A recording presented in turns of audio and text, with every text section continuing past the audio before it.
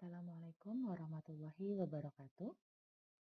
Alhamdulillah, pada hari ini kita bisa melaksanakan perkuliahan hukum perusahaan, meskipun kuliahnya secara daring ya. Semoga teman-teman mahasiswa kelas hukum perusahaan juga dalam keadaan sehat dan bisa menyimak penjelasan tentang materi perkuliahan yang akan saya sampaikan pada hari ini. Pada kesempatan ini, saya akan mengajak teman-teman untuk membahas tentang organisasi perusahaan, khususnya perusahaan bukan badan hukum. Apa saja sih organisasi perusahaan? Mari kita langsung cari tahu dan bahas bersama dalam slide selanjutnya.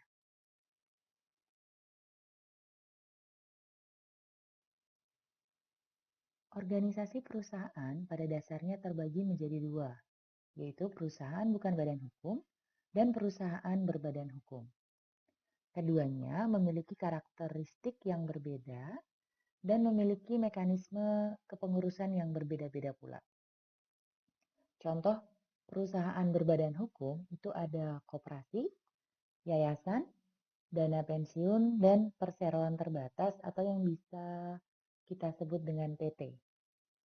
Sedangkan contoh dari perusahaan bukan badan hukum adalah usaha perseorangan, persekutuan perdata, firma, dan CV.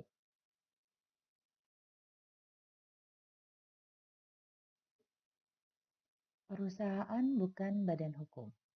Hari ini kita akan bahas dulu tentang perusahaan bukan badan hukum dulu. Nanti untuk perusahaan berbadan hukum kita akan bahas dalam perkuliahan selanjutnya.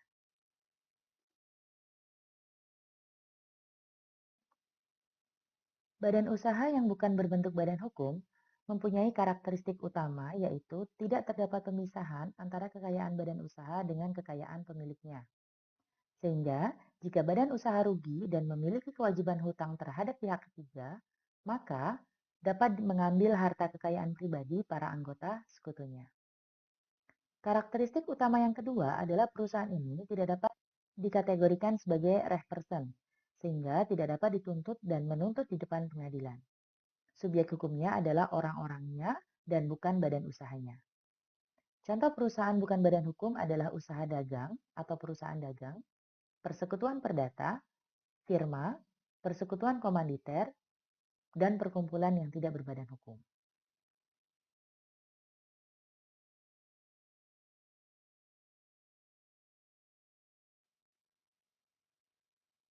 Perkumpulan yang tidak berbadan hukum diatur dalam Statblad 1870 nomor 64 tentang perkumpulan-perkumpulan berbadan hukum dan buku 3 bab 9 KUH Perdata. Perkumpulan tidak berbadan hukum pada dasarnya hanya sebuah perikatan dasar, di mana perkumpulan tersebut hanya merupakan sebuah kontrak yang dilakukan oleh para pihak tanpa para pihak tersebut melembagakan atau mentubuhkan perikatan hasil kontrak tersebut ke dalam suatu subjek hukum yang mandiri. Perkumpulan mempunyai unsur-unsur adanya kepentingan bersama, kehendak bersama, tujuan bersama, dan kerjasama.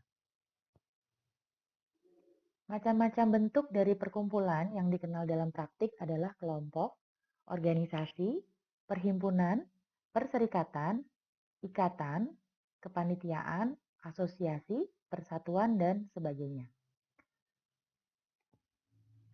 Pada umumnya, macam-macam perkumpulan tersebut tidak bertujuan mencari laba. Dia didirikan hanya untuk sementara waktu dan tidak diumumkan atau diberitahukan kepada pihak ketiga mengenai pendiriannya. Perkumpulan tak berbadan hukum tak dapat bertindak untuk dan atas namanya sendiri, karena dia bukan subjek hukum. Jika perkumpulan tidak berbadan hukum ingin melakukan suatu tindakan tertentu, maka para pengurus perkumpulan tersebut semuanya harus turut bertanggung jawab dalam sistem tanggung jawab tanggung renteng. Tata cara pendirian perkumpulan tidak berbadan hukum diatur dalam Peraturan Menteri Dalam Negeri Nomor 57 Tahun 2017, di mana perkumpulan tidak berbadan hukum ini diregistrasi kepada Kementerian Dalam Negeri.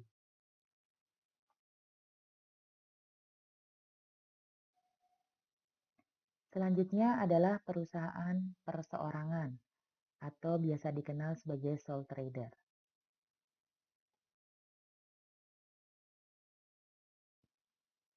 Perusahaan perseorangan adalah bentuk paling sederhana dari sebuah usaha. Perusahaan ini yang memiliki adalah orang perseorangan.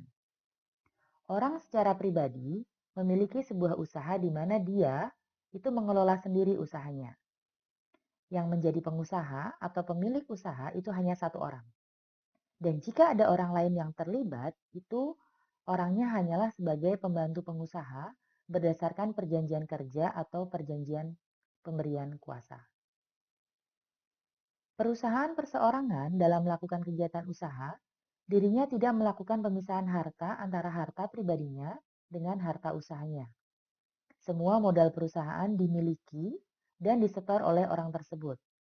Begitupun dengan aset dan hutangnya. Semua dimiliki oleh pemilik usaha tersebut.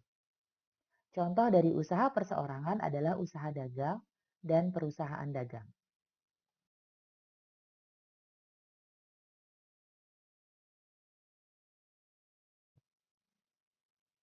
Menurut pasal 1618 KUH Perdata, perseroan perdata adalah suatu persetujuan antara dua orang atau lebih yang berjanji untuk memasukkan sesuatu ke dalam perseroan itu, dengan maksud supaya keuntungan yang diperoleh dari perseroan itu kemudian dibagi di antara mereka.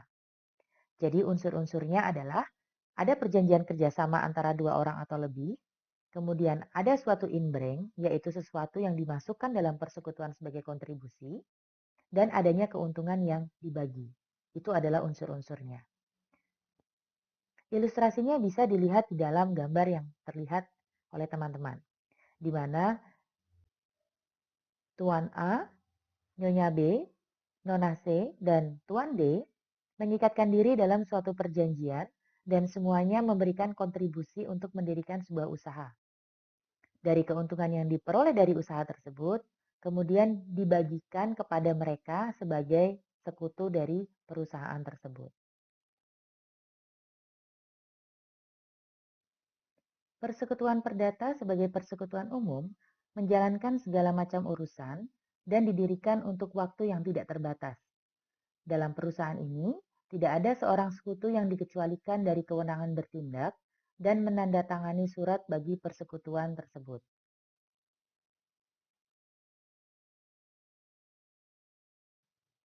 Imbreng adalah sesuatu yang dimasukkan dalam persekutuan sebagai kontribusi. Para sekutu dapat memberikan imbreng berupa uang, barang, keahlian, atau tenaga kerja. Barang dapat berupa kendaraan bermotor, perlengkapan kantor, atau bisa berupa hak kenikmatannya saja, misalnya menyediakan bangunan miliknya untuk ditempati sebagai tempat kegiatan usaha. Sedangkan keahlian atau tenaga kerja bisa berupa tenaga kerja secara fisik sekutu atau tenaga keahlian, pikiran, atau pemikiran dari seorang sekutu. Pengurus terdiri dari para sekutu atau orang luar yang cakap. Apabila terdiri banyak sekutu, pengurus bisa menunjuk hanya beberapa sekutu tertentu. Dan pengurus ditentukan di dalam suatu anggaran dasar.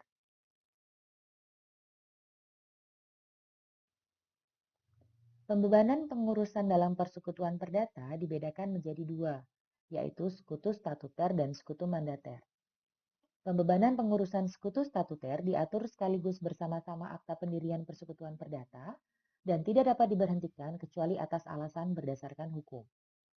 Sedangkan pembebanan pengurusan sekutu mandater diatur dengan akta tersendiri sesudah persekutuan perdata tersebut berdiri. Kedudukannya sama dengan pemegang kuasa di mana dia bisa meminta kekuasaannya tersebut dicabut. Perbuatan pengurusan dibedakan menjadi dua jenis, yaitu pengurusan rutin dan pengurusan khusus. Pengurusan rutin adalah kegiatan pengurusan untuk hal-hal yang merupakan rutinitas sehari-hari dan dilakukan tanpa meminta persetujuan dari pengurus lain. Sedangkan pengurusan khusus adalah kegiatan pengurusan untuk hal-hal yang harus dilakukan dengan meminta persetujuan dari pengurus lain, karena terkait dengan kepemilikan persekutuan. Misalnya, menjual harta kekayaan persekutuan, kemudian meminjam kredit, dan mengagunkan harta kekayaan persekutuan. Juga misalnya ikut serta dalam perusahaan lain, nah itu harus meminta persetujuan dari pengurus lain.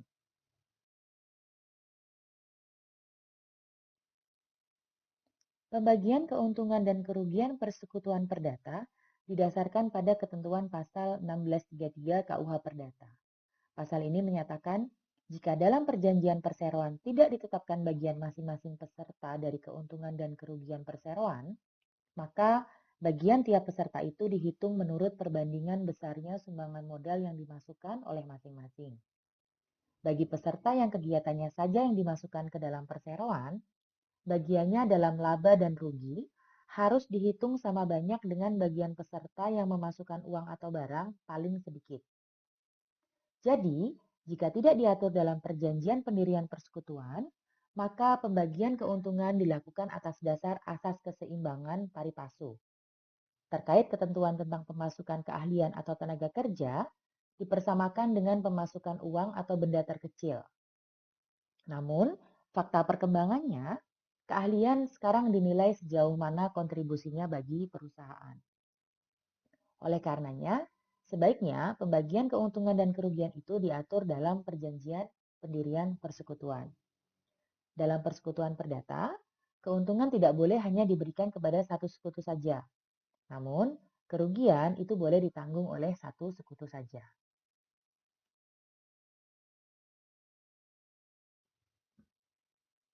Terkait tanggung jawab sekutu, dalam hal satu sekutu mengadakan hubungan hukum ke pihak ketiga, ia sendiri bertanggung jawab atas tindakannya dan sekutu lain tidak ikut bertanggung jawab. Walaupun ia mengatakan bahwa perbuatan tersebut untuk kepentingan persekutuan. Tanggung jawab dikecualikan dan mengikat sekutu lain apabila nyata-nyata ada kuasa dari sekutu lain tersebut. Kemudian, nyata-nyata hasil perbuatannya itu bisa memberikan keuntungan bagi persekutuan. Lalu, pengecualian yang ketiga adalah apabila perbuatan dilakukan bersama-sama dengan sekutu lain, sehingga tanggung jawabnya dibagi rata oleh para sekutu yang terlibat. Bisa mengikat sekutu lain juga, misalnya perbuatan itu dilakukan memang betul-betul atas nama persekutuan.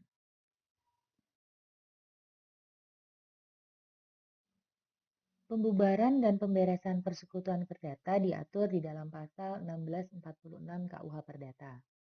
Disebutkan bahwa suatu persekutuan perdata hanya dapat berakhir apabila waktu yang ditetapkan dalam perjanjian persekutuan perdata tersebut telah habis. Kemudian, barang yang dipergunakan untuk tujuan persekutuan itu musnah. Kemudian, bisa juga karena tercapainya tujuan persekutuan perdata tersebut. Karena kehendak beberapa peserta atau salah seorang peserta, atau bisa juga karena salah seorang dari peserta meninggal dunia. Pemberesan suatu persekutuan perdata bisa dilakukan juga ketika salah satu peserta ditempatkan di bawah pengampuan atau dinyatakan pailit oleh keputusan hakim atau pengadilan.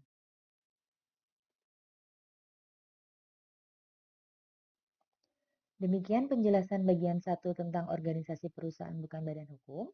Penjelasan akan dilanjutkan di dalam video berikutnya, yaitu penjelasan materi tentang firma. Terima kasih sudah menyimak penjelasan saya.